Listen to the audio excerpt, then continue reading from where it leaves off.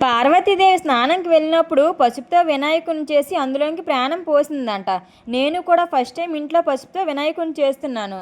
పసుపుతో చేస్తే క్రాక్స్ వచ్చేస్తాయి కాబట్టి దీంట్లో ఒక కప్పు మైదా పిండి, ఇందులో 4 టేబుల్ స్పూన్ పసుపు వేసుకొని, ఒక స్పూన్ నెయ్యి వేసుకొని పిండిని చపాతీ పిండిలా కలుపుకోవాలి.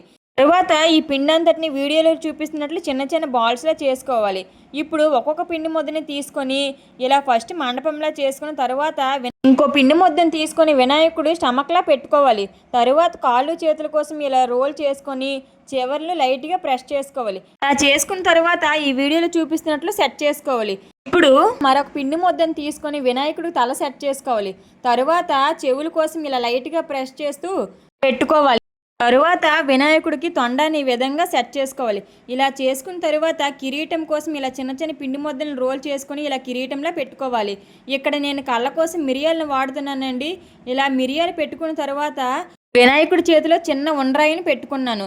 ఇప్పుడు చిన్న పిండి ముద్దను తీసుకుని ఇలా మూషికంలో రెడీ చేసుకున్నాను. ఇప్పుడు వినాయకుడి దంతాల కోసం ఇలా చిన్న పుల్లలను తీసుకుని ఒకటి పెద్దది ఒకటి చిన్నది సెట్ చేసుకున్న తర్వాత వినాయకుడికి ఈ విధంగా నామాలు పెట్టుకున్నాను. వినాయకుడి విగ్రహం మీకు నచ్చిందో లేదో కామెంట్ చేయండి. ఓం శ్రీ గణేశాయ నమః.